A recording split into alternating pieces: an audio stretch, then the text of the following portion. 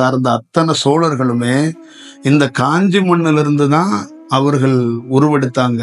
இந்த காஞ்சி மண்ணிலிருந்து தான் அவர்களுக்கு பிறக்க போறாங்கங்கிற அந்த நற்சான்றிதழ் கிடைக்கப்பட்ட இடமே இந்த இடம் தான். நீங்க நினைக்கிற மாதிரி மகா பெரியவர், காஞ்சி மகா பெரியவர் சாதாரணவர் கிடையாது. அவர் ஒரு மடாதிபதின்னு நிறைய பேர் நினைப்பாங்க. அவர் ஒரு சமூகத்தை சார்ந்தவர் நினைப்பாங்க. அப்படிலாம் இல்லை. அவர்லாம் ஒரு தீர்க்க தரிசி. அதெல்லாம பெரும் ஒரு ஒரு காரியத்தை ரொம்ப நுட்பமா செய்யக்கூடிய காரியத்தை செய்யக்கூடிய ஒரு ஒரு அதுதான் அவர் மகா பெரியவர். ஏன்னா என்னுடைய வாழ்க்கைய என்னையே கணித்தவர். அவர் சமாதியில இருந்துகிட்டு என்னையே கணித்தவர்.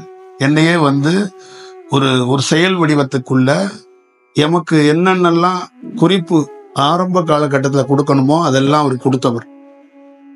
அந்த வடிவத்திலிருந்து என்னை வேற வடிவத்துக்கு மாற்றி ஒரு தெளிவான ஒரு பாதைக்கு என்னை அனுப்பிச்சு வச்சவர். அவருடைய சமாதிக்கு நான் சென்ற போது எனக்கு அவர் சமாதியிலிருந்து சொல்லப்பட்ட விஷயம் என்னன்னா, நீர்நிலை எங்க தேக்கம் நீர்நிலை இருக்கிற இடத்துல உங்களுடைய ஆற்றல் அங்க இருக்கு, நீங்க அங்க செல்லு. நீங்க இங்க செல்ல வரக்கூடாது, நீங்க அங்க போயிட்டு அதுக்கப்புறம் இங்க வாங்க. அதை கண்டுபிடிக்கிறதுக்கெல்லாம் குறிப்போ ஊரோ செயலெல்லாம் இல்லை. நீர்நிலை உள்ள இடத்துல உன்னுடைய செயல் இருக்கு. அப்பதான் உன்னுடைய வேலை என்ன, நீ என்ன செய்ய போறங்கிறத தெரியும் அப்படிங்கிறத ஒரு கொடுத்த இடம் இந்த இடம் தான். காஞ்சிபுரம் மகா பெரியவருடைய சமாதி. மகா பெரியவர் சமாதியான ஒரு இடமோ மகா பெரியவர் தியானம் பண்ண இன்னொரு இடமோ, ரெண்டு இடமே ரொம்ப அற்புதமான இடம். அவர் தியானம் பண்ண இடத்துலதான் சோழர்கள் உருவாவதுக்கு முதல் முறையாக தோற்றி வைக்கப்பட்ட இடம். சோழர்கள் தோற்றலைன்னா கல்லணைங்கிற அந்த காவேரிக்கான தேக்கி வைத்து அந்த நதிகள்லாம் இருந்திருக்கிறாரு. அப்ப அந்த காவேரி உருவானது, காவேரி கரைகள் உருவானதுக்கு, கல்லணை உருவானதுக்கு, தஞ்சை பெரிய கோயில் உருவானதுக்கு, அதை சுற்றி இருக்கிற சோழர்கள் பரம்பரைகள் செழித்து வளர்ந்ததுக்கு, தஞ்சை நகரம் இருப்பதற்கு தஞ்சைக்கே தாய் எதுன்னா காஞ்சி. அப்ப சோழ மண்டலம் பல பேருக்கு சோறு போட்டதுன்னு சொன்னாங்கல்ல, சோழ மண்டலத்துக்கே சோறு போட்ட ஊர் காஞ்சி. அப்ப காஞ்சியிலிருந்து நல்ல ஆன்மாக்கள் பிறந்து ராஜா வம்சாவளிகள் பல செயல் வடிவத்தை செய்வார்கள் என்று தோற்றி வைக்கப்பட்ட இடமே மகா பெரியவர் தியானம் செய்த ஒரு இடம் இருக்குல்ல. இப்பயும் கோவில அதை வச்சிருக்கிறாங்க. ஆனா அந்த இடத்தோடைய தத்துவத்தை அவர்களால அறிந்து விட முடியாது. உயர்ந்த தியானத்தை பெற்றவர்களால மட்டும்தான் அந்த இடத்தோட ரகசியத்தை அறிய முடியும். நல்லா ஞாபகம் வச்சுக்கோங்க. என்னை என் மனைவியால அறிய முடியாது, என் குழந்தையால அறிய முடியாது, என்னோட உறவினர்களால் அறிய முடியாது. ஆனால் வழிபோக்கனாக இருக்கிற ஒரு பிச்சைக்காரன் நல்ல தன்மையில இருந்தானா அவன் அறிஞ்சிருவான் என்னை யாருன்னு.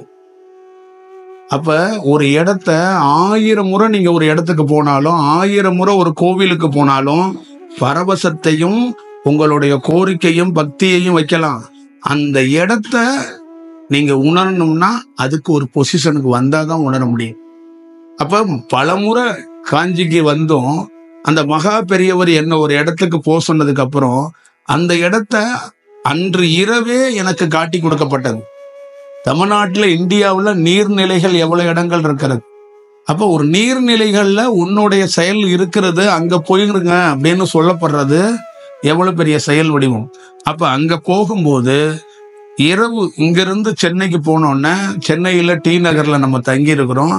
அங்கிருந்து அந்த இடம் பொதிகை மலை என்று நமக்கு காட்டப்பட்டது. அப்ப அங்கிருந்து பொதிகைக்கு அந்த பாபநாசம் அந்த நதி அந்த இடத்துக்கு போகும்போது நம்மளுடைய முப்பிறப்புடைய செயல், நம்ம என்ன செயல் செய்ய போறோம், இந்த தியான வடிவத்துக்குள்ள என்னங்கிறத துல்லியமாக பேர் செயலாக நமக்கு காட்டப்பட்டது. அப்ப ஒரு இடம், ஒரு சமாதி எப்படி ஒரு மனிதரை வழி நடத்துதுன்னு பாருங்க. இதுதான் சூட்சமம்ங்கிறது, இதுதான் செயல் வடிவம்ங்கிறது. நம்ம ஒரு செயலை பெறணும்.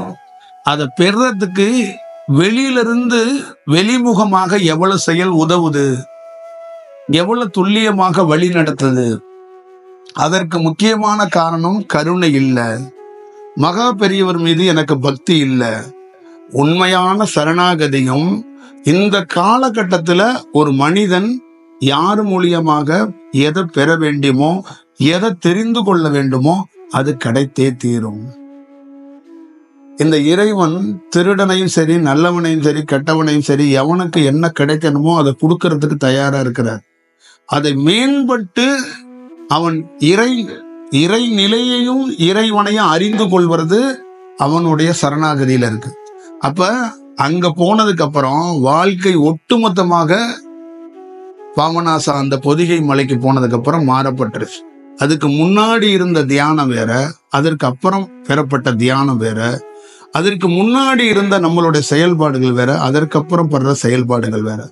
அப்ப அந்த இடத்துல இருந்து நமக்கு என்ன கிடைக்கப்பட்டதுன்னா, நம்ம எந்தெந்த இடத்தில் தவம் செய்ய வேண்டும், எந்தெந்த இடத்துக்கு செல்ல வேண்டும், அது எப்படி செல்ல வேண்டும் அப்படிங்கிறதெல்லாம் அந்த இடத்துல இருந்து தான் நமக்கு வழிகாட்டுச்சு. அந்த இடம்தான் கன்னியாகுமரியை எனக்கு காட்டி கொடுத்துச்சு. அந்த இடம்தான் வெள்ளையங்கிரியை காட்டி கொடுத்துச்சு. அந்த இடம்தான் பழனிமலையை காட்டி கொடுத்துச்சு. நம்ம எந்தெந்த பாதைகளுக்கு செல்ல வேண்டும் என்பதை ஒரு மறைப்பொருளாக இருந்து ஒரு செயல் வடிவம் காட்டி கொடுத்துச்சு. அப்ப அதற்கப்புறம் ஒரு தீவிர வளர்ச்சிக்கு அப்புறம் மீண்டும் நம்ம ஒரு செயல் வடிவமா வரும்போது, அங்க கடற்கரை ஓரமாக கொண்டாடுவதற்கும் கறி வறுத்து தின்பதற்காகவும் உல்லாசத்துக்காகவும் சனிக்கிழமை ஞாயிற்றுக்கிழமை பிறந்தா கொண்டாடுவதற்கு மட்டும்தான் ஈசிஆர் இருக்கு. ஆனால் ஈசிஆர் என்பதே கடவுளோட பூமி. மகாபலிபுரம் என்பது சொர்க்கம் என்று அழைப்பார்கள், சித்தர்கள் பூமி என்று அழைப்பார்கள். இன்னைக்கு சித்தர்கள் பூமியாவா இருக்கு? சைவம்னு சொன்னீங்கன்னா உங்களை ரோட்ல தள்ளி விட்டுருவாங்க. ஏதாவது கடையில போய் சைவம்னு சொல்லிட்டீங்கன்னா அவ்வளவுதான். நான் போய் சைவம்னு சொன்னது கறியை எடுத்து வச்சுட்டு வெறும் சோத்தை கட்டிட்டு வந்து கொடுக்குறாங்க, இது சைவ பிரியாணி சாப்பிட்டுருங்கிறாங்க. அந்த மாதிரி ஒரு சூழலுக்கு ஆயிடுச்சு. அப்ப அங்க இருக்கிற மத்திய அரசால பாதுகாக்கப்படுகிற அங்க தொல்லியல் துறையில் இருக்கிற அந்த செயலுக்குள்ளெல்லாம் மகாபாரத காலகட்டத்துக்கும் அந்த பாறைக்கு சம்பந்தம் உண்டு. அந்த பாறை எல்லாம் சாதாரண விஷயம் கிடையாது. அங்க இருக்கிற செயல் வடிவத்தெல்லாம் 10 ரூபாய்க்கு 50 ரூபாய்க்கு டிக்கெட் போட்டு மாங்காய் விற்கிறதும் ஊறுகாய் விற்கிறதும் இந்த வெள்ளரி பூஞ்சி விற்கிறதுக்கும் படத்துக்கு ஷூட்டிங் விடுறதுக்கு இடமா அந்த இடம். கிருஷ்ண பரமாத்மாவோட உயர்ந்த ஆற்றல் குடியிருக்கிற இடம் அந்த இடம். அப்படியாப்பட்ட உயர்ந்த ஆற்றல்கள் இருக்கிற இடம் இன்னைக்கு ஒரு கேளிக்கை விடுதி மாதிரி ஆயிப்போச்சு. எப்படி ஒரு சென்னை மாதிரி ஒரு நகரத்தை அமைதி நிலைக்கு யார் கொண்டு வருவா? எந்த யோகி இருக்கிறாங்க, எந்த மகான் இருக்கிறாங்க, எந்த செயல் வடிவம் கொண்டவங்க இருக்கிறாங்க? அந்த கடற்கரை முழுக்க அந்த பகுதி போன்ற திருவொற்றியூர்ல இருந்து எல்லா பகுதியும் பார்த்தீங்கன்னா சித்தர்கள் வாழ்ந்த, சித்தர்கள் குடியிருந்த அத்தனை சமாதிகளும் நல்ல சுவடுகளையும் இருக்கிறத அடுத்த கட்டத்துக்கு எடுத்துட்டு செல்வதற்கோ அந்த செயலை புதுப்பிப்பதற்கான உயர்ந்த சோல், உயர்ந்த ஆற்றல்கள் இல்லை. அந்த உயர்ந்த செயலை அதை உருவாக்கி மக்களிடம் கொடுக்கறதுக்கான வாய்ப்புகள் இல்லை. ஒரு பேராற்றல் இருக்குங்க, அந்த பேராற்றல் ஒரு இடத்துல இருக்குன்னா போகாது. அதை இன்னொரு ஞானம் பெற்றவன் உள்ள இருக்கிற உயர்ந்த ஆற்றலை வெளியில கொண்டுட்டு வருவான். அந்த வெளியில கொண்டு வந்தாதான் அந்த பகுதி முழுக்க செழிக்கும். இதுதான் அதோடைய செயல் வடிவம். வடலூர்ல ஒரு உயர்ந்த ஆற்றல் சமாதி மட்டும் இருக்காது. அது இருக்கிறது எதுக்குன்னா, அதால அந்த பகுதிக்குள்ள எங்கெங்கயோ அதோடைய ரேடியேஷன் பரவ தொடங்கும். அப்ப ஒரு அனுபவம் பெற்றவர் ஒரு இடத்துக்கு ஏன் போறாருன்னா, அவர் போறாருன்னா அந்த இடத்துக்குள்ள இருக்கிற உயர்ந்த ஆற்றல் அதுல இருந்து வெளியில வரும். அப்ப அந்த ஆற்றல் வெளியில வர தொடங்கும் போது அந்த பகுதிக்குள்ள ஒரு மாற்றத்தை ஏற்படுத்துறதுக்கான வாய்ப்பு உருவாகும். இப்படித்தான் ஒவ்வொரு இடங்களையும் நம்ம ஆதிசங்கரர் போகும்போது உயர்ந்த ஆற்றல் வெளிப்பட்ட இடங்கள்ல தான் கோயில்களை கண்டறிந்து கட்டினாங்க. அந்த ஆற்றல் காட்டி கொடுத்தது. இப்படி ஒரு தன்மைகளை இந்த காஞ்சிபுரத்துல இந்த கோவில் உருவான இடம்லாம் எப்படி இருந்திருக்கும், இதே மாதிரியா இருந்திருக்கும். அப்ப இந்த இடத்துக்குள்ள என்ன தேர்வு பண்ணி கொடுத்தாங்கன்னா, உயர்ந்த செயலில் 3 வடிவத்தில் இருந்திருக்கிறோம். உருவமாக இருந்திருக்கிறோம், உருவமே இல்லாம பேர் ஒளியாக இருந்திருக்கிறோம், நாக தத்துவமாக இருந்திருக்கிறோம். இப்படி பல்வேறுபட்ட வழிகள்ல இந்த பகுதியை, இந்த இடத்துல நாங்க மையமாக தவம் செய்திருக்கிறோம். இந்த இடத்துக்குள்ள உனக்கு ஒரு அனுபவம் கிடைச்சிச்சுல்ல, அதே மாதிரி எத்தனையோ காலங்கள் கழித்து மக்கள் இங்க வரும்போது அவர்கள் அனுபவம் பெறுகிறார்களோ இல்லையோ, அவர்கள் வாழ்க்கையை நடத்தி கொள்வதற்கு, அந்த வாழ்க்கையை கடந்து போவதற்கு தேவையான எனர்ஜியை பெறுவாங்க.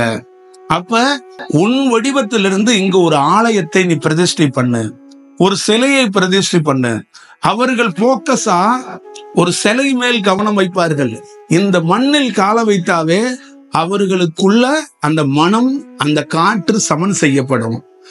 எவ்வளவு துன்பத்தில் துயரத்தில் வந்தாலும் ஒரு மனிதன் ஒரு மண்ணுல ஒரு கோவிலுக்குள்ள போய் கால வச்சானா 3 மாசத்துல இருந்து 6 மாசத்துக்கு அவன் வாழ்றதுக்கு, அவன் எவ்வளவு துன்பம் இருந்தாலும் அதில் தாக்கு பிடிக்கிறதுக்கு ஒரு வாய்ப்பை உருவாகுங்கிறது யோகிகளுடைய கண்டுபிடிப்பு.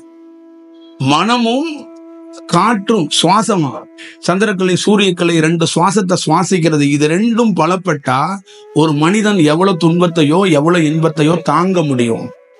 அவன் இந்த செயல் படபடப்பு ஆணுச்சுன்னா அவன் தாக்கு பிடிக்க முடியாது. அப்ப இது மாதிரிதான் இந்த ஆதிசங்கரர் போன இடங்களில் எல்லாம் எந்தெந்த ஆற்றல் வெளியில வந்துச்சோ அந்த இடத்துல எல்லாம் ஒரு கோவில்களா பிரதிஷ்டை பண்ணாங்க. தமிழ்நாட்டுல, இந்தியாவில் இருக்கிற அத்தனை கோவில்களும் பக்தி அடிப்படையில, இந்து பாரம்பரிய அடிப்படையில கட்டப்படவே இல்லை. பேர் ஆற்றல்கள்ல பெரும் எதுலுமே அடக்க முடியாத பேர் செயல் கொண்ட சக்திகள் அங்க உட்கார்ந்து ஒரு பணி செஞ்சிருக்கிறாங்க. அந்த பணி செய்த இடத்த மக்களிடம் கொடுக்கணும். அப்ப லட்சக்கணக்கான மக்கள் வந்து அதுல இருந்து பயனறிவாங்க. ஒரு வேலை நடக்குங்கிறதுக்காக தான் இந்த செயலை கண்டறிஞ்சு கொடுத்தாங்க. அப்ப நம்ம இந்த இடத்துக்குள்ள வரும்போது ஒரு இடத்துக்குள்ள தேங்கி கிடக்கிற ஒரு ஆற்றல் வெளிப்படும். அது என்ன வெளிப்படும்னா, நம்மளுடைய தியான வடிவத்துல இந்த ரேடியேஷன்ல உள்ள ஒருத்தர் வெளியில வந்து நடமாடுறாருன்னு அது வெளியில வரும். 2 சுவாசத்துக்குள்ளேயும் ஒரு சந்திப்பு நிகழும். இந்த செயல் வடிவத்தை மையமா வச்சுதான் கோயில் பகுதிகளையோ சில பகுதிகளுக்குள்ளேயோ நம்ம வந்து வகுப்பை வந்து தொடங்குறோம்.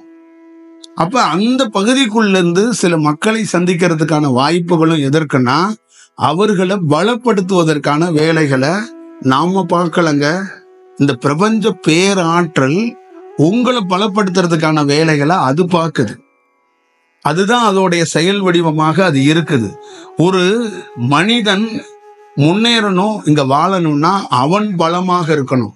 நமக்கு எப்படி கட்டடம் அஸ்திவாரம் ஸ்ட்ராங்கா இருக்கணும்பாங்க, அந்த மாதிரி ஒரு தனி மனிதன் பலமாக இருந்தால் மட்டும்தான் அந்த செழித்து ஒரு செயலை செய்ய முடியும். நீங்க நல்ல புத்தகங்கள் வாசிச்சிருப்பீங்க, நிறைய புத்தகங்கள், 400 பக்கங்கள் 500 பக்கங்கள் 600 பக்கங்கள் ஒரு புத்தகம் இருக்கும். அதே போல ஒரு மனிதனுக்கு, ஒவ்வொரு தனி மனிதனுக்கும் 600 500 ஏற்பட்ட எண்ணங்களும் ஆசைகளும் நிறைந்ததாக ஒரு மனிதன் இருக்கிறான். ஒவ்வொரு மனிதன்ட்டையும் பாத்தீங்கன்னா ஒரு அவனுடைய பாயிண்ட்ல இருந்து, அவனோட வியூல இருந்து இந்த உலகத்தை பார்க்கறான், கடவுளை பார்க்கறான், ஊரை பார்க்கறான், உறவை பார்க்கறான், மனைவியை பார்க்கறான், குழந்தைய பார்க்கறான். யாரும் ஒரு யோகியோட விஷயமோ ஒரு குருவோட விஷயத்திலிருந்து அந்த பாயிண்ட்ல இருந்து வர்றதில்ல. அவன் ஒரு சிஸ்டத்துக்குள்ள, அவன் ஒரு செயலுக்குள்ள இருந்து இருக்கிறதுனாலதான் ஒரு பலப்படுத்திக்க முடியல, ஒரு முழுமை செயலுக்குள்ள போக முடியல. நீங்க எந்த குருவை நாடுறது முக்கியம் இல்ல, எந்த தியானத்தை நாடுறது முக்கியம் இல்ல, எந்த கோவிலுக்கு போறது முக்கியம் இல்ல, நீங்க எப்படி இருக்கீங்க. அப்ப நீங்க ஒரு கால்குலேஷன் பண்றீங்க, நீங்க ஒரு புரிதலை செட் பண்ணிருக்கீங்க. எங்களை மாதிரி ஆட்கள் வந்து உங்களிடம் என்ன போதனைகள் செய்தாலும் நாங்க தோத்து போகல, நீங்க தான் தோத்து போறீங்க. ஏன்னா நீங்க ஒரு ஐடியாவில இருந்து வெளியில வர மாட்டீங்க, அதை செட் பண்ணிட்டீங்க. இப்படிதான் அதை நீங்களே ஒரு கால்குலேஷனை போட்டு அதுக்குள்ள ஒரு ஐடியாவை வந்து வச்சு அதுக்குள்ளேயே இயங்குறீங்க. இப்ப ஒரு மனிதனை சொல்லுவாங்கல்ல, ஒரு சின்ன பழமொழி தான் சொல்லுவாங்க, தூங்குறவனை எழுப்பிடலாம், தூங்குறவன் மாதிரி நடிக்கிறவனை எழுப்ப முடியாது. அப்ப 1000 செயல் வடிவத்தை போட்டு வச்சுக்கிட்டு இருக்கிற ஒரு மனிதனை எப்படி சரி செய்யறதுக்கான ஒரு வாய்ப்பை உருவாக்க முடியும்? ஒவ்வொரு பக்கத்துக்குள்ளயும் இந்த பக்கத்தோட தொடர்ச்சி அந்த பக்கத்துல புத்தகத்துல எழுதப்பட்டிருக்கும். சில பக்கத்துல முதல் துவக்கமா துவங்கி அடுத்த பக்கத்துக்கு போகணும்.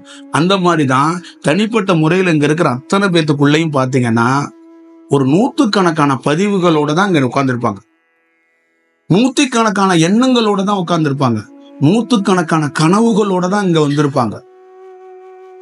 ஒரு பிளைனா எதுவுமே இல்லாம, எந்த செயல் வடிவமே இல்லாம, சும்மா அந்த ஸ்பாட்ல என்ன நடக்குது அப்படிங்கிறத வர்றதுக்கான ஒரு வாய்ப்பு உருவானா ஒரு தனி மனிதன் ஜெயிக்கிறான். அந்த ஆன் ஸ்பாட்டுக்கு வரும்போது எதுவும் இல்லை, எதுவும் இல்லை, நம்ம போவோம் அப்படிங்கிற அந்த செயல்பாட்டுக்குள்ள ஒருத்தன் தொடங்கிட்டானா அவன் தோற்கப்படுவதில்லை. ஒவ்வொரு யோகிகிட்டையும் என்னுடைய சொந்த அனுபவத்திலிருந்து கற்றுக்கொண்டது எதுன்னா, எதுக்குள்ளையும் தன்னை உள்ள கொண்டு போய் சிக்கி வைத்து கொள்ளாம, எதுக்குள்ளையும் தன்னை ஒரு பெரிய ஆசையாகவோ கால்குலேட்டரோ கணக்குகளோ இல்லாம காத்து இருக்கிறது. தியானத்தை பத்தி இந்த நரம்பை இதோட சேர்க்கணும், அந்த சக்தி அதோட சேர்க்கணும், இந்த சக்கரத்தை இதோட சேர்க்கணுங்கிறதெல்லாம் நம்ம எந்த செயலையும் யோசிக்க வேண்டியதில்லை. நிதானமாக இருந்தால் அது மிக தெளிவாக எந்த நேரத்துல உடல் பருவ மாற்றத்தை ஏற்படுத்த முடியுங்கிறத இயற்கையாகவே வெளிக்காட்டும். காஞ்சி மகா பெரியவருக்கு நமக்கு ஏதாவது சம்பந்தம் உண்டா? எங்களுடைய செயல்பாடுகள் வேற, காஞ்சி மகா பெரியவருடைய செயல்பாடுகள் வேற. அப்ப ஒரு ஆன்மாவை சமாதியிலிருந்து எப்படி வழி நடத்துறாருன்னு பாருங்க. அப்ப நீங்க தெள்ள தெளிவானா சரணாகதியில இருந்தா உங்களுக்கு எப்படி இந்த தியானத்தை எந்த வடிவத்துல கொண்டு போய் சேர்க்கணுமோ, இல்ல உடல் பலவீனமாக இருக்கிறத சரி செய்யணுமோ, இல்ல குடும்ப ரீதியாக இருக்கிற பிரச்சனையை சரி செய்யணுமோ, அதுக்கான வாய்ப்புகள் கண்டிப்பாக அது உருவாக்கி கொடுக்கும். ஆனா அங்க நடப்பது என்னன்னு கேட்டீங்கன்னா, நீங்க உங்களை பலவீனப்படுத்திக்கிறீங்க. உங்களை பலவீனப்படுத்தும் போது அதுல மையமா பாதிக்கப்படுறது எதுன்னா உங்க குடும்பம். ஒரு தனி மனிதன் பலவீனம் அடைய அடைய அவனை சுத்தி இருக்கிற யாரெல்லாம் அவன் கையை பிடிச்சிருக்கிறாங்களோ, அவனை யாரெல்லாம் நம்பி இருக்கிறாங்களோ அவங்க எல்லாம் தோத்து போறாங்க. நீங்க உதாரணத்துக்கு தெரியும், எங்க தலைவர் தப்பா முடிவு எடுத்துட்டாரு, இல்லைன்னா நாங்க ஜெயிச்சு ஆட்சிக்கு வந்திருப்போம்லாம் சொல்லுவாங்க. அதே போலதான் உங்களுடைய ஒருத்தருடைய முடிவும் உங்களுடைய பலவீனமும் சுத்தி இருக்கிற 3-4 ஆன்மாக்கள் பின்னடைவை சந்திக்கிறது. ஒரு செயல் வடிவத்தை அவங்க செட்பேக் ஆகுறாங்க. இப்ப மனைவி எதை வச்சு செட்பேக் ஆகுறாங்க அப்படின்னா, கணவனை பார்ப்பாங்க, குழந்தைய பார்ப்பாங்க, குடும்பத்தை பார்ப்பாங்க. இது 3ம் ஒரு நல்ல பயிர் மாதிரி செழிச்சு விளைஞ்சு நின்னுச்சுன்னா அந்த அம்மா சந்தோஷமா இருந்துடும். இது 3 சோர்வடைஞ்சு ஒரு மாதிரி ஆனிச்சுன்னா அந்த அம்மா அவங்களோட அதிகமா இது சோர்வாயிரும். அப்ப இதுக்கான தீர்வு என்னன்னா, அங்க ஒரு தனி மனிதன் அந்த குழப்பத்திலிருந்து விடுபட்டு வரணும். எப்பயுமே ஒரு கடனை அடைப்பதற்கு குழப்பத்தால் கடனை அடைக்க முடியாது. ஒரு குழப்பத்தால் தன்னையே வருத்திக்கிறதுனால், தன்னையே திட்டிக்கிறதுனால் ஒரு நோயை சரி செய்ய முடியாது. ஒரு பிரச்சனைக்கு தீர்வு என்னன்னா, ஒரு மனிதன் தன்னை களங்கப்படுத்தக்கூடாது. தன்னை மேலும் மேலும் களங்கப்படுத்தி இந்த உலகத்தில் யாரும் எதையும் சாதிச்சிட முடியாது. எத்தனை சோதனைகள் வந்தாலும் வென்றவர்கள் யோகி யாருமே தன்னை வருத்தி கொள்ளவும் இல்லை, தன்னை களங்கப்படுத்தவும் இல்லை. என்னை காக்க, என்னை வழி நடத்த இறைவன் ஒருவன் வருவான். அப்படிதான் ஒவ்வொரு துறவியும் ஒவ்வொரு ஊருக்குள்ளேயும் போயிருக்காங்க, ஒவ்வொரு நகரத்துக்குள்ளேயும் போயிருக்காங்க. காசு பணத்தை மூட்டையில கட்டிக்கிட்டு பிரயாணம்லாம் எந்த துறவியும் பண்ணதில்லை. ஆதிசங்கரர் சாக்குல பணத்தை கட்டிக்கிட்டா இந்தியா முழுக்க பிரயாணம் பண்ணாரு? நீங்களே பாருங்க. இது எல்லாம் ரொம்ப இயல்பாக நடக்கும். எந்த ஆசிரமத்துக்குள்ள போயும் இந்த அனுபவத்தை நாம் பெறவில்லை. எந்த கிளாஸ் டீச்சர்கிட்ட உட்கார்ந்தும் இந்த யோகா வகுப்பை, இந்த சுவாசத்தை, இந்த குண்டலினி சக்தியை, இந்த நெற்றி கண்ணுங்கிற செயலெல்லாம் நம்ம கத்துக்கல. களங்கப்படுத்தாமல் நம்மளையே சலனம் அடையாம வச்சுக்கிட்ட ஒரு வாய்ப்பு கிடைக்கும் போது அதை வழி நடத்துறதுக்கான வாய்ப்பு இருந்துச்சு. அதை வழி நடத்தி போகும்போது எவ்வளவோ துன்பங்கள் இருந்தாலும் அந்த துன்பத்துக்கிட்ட எல்லாம் பெரிய இன்பமா எது இருந்துச்சுன்னா இந்த தியானம் இருந்துச்சு. இந்த தியானம் என்ற ஒரு நம்பிக்கை என்ன பண்ணுச்சுன்னா, உடல் ரீதியாக பின்னடைவை சந்திச்சிருந்தேன். மருத்துவமனை, தெருவுக்கு தெரு ஒரு மருத்துவமனை இருக்கு. ஆனால் உள் உணர்வு என்ன சொன்னுச்சுன்னா, மருத்துவமனையை நாடாத, நீ போ போ அப்படின்னு நவர்த்துனுச்சு. அந்த உள் உணர்வு யார் பேச்சையும் கேட்க வைக்கல. அது ஒரு செயல் வடிவத்தை அது அழகாக கூட்டி கொண்டு போனுச்சு. இந்த செயல் வடிவத்தை ஒவ்வொரு தனி மனிதர்களுக்குள்ளயும் விதைக்கப்பட்டுச்சுன்னா உங்களை யாரும் எதுவும் செஞ்சிட முடியாது.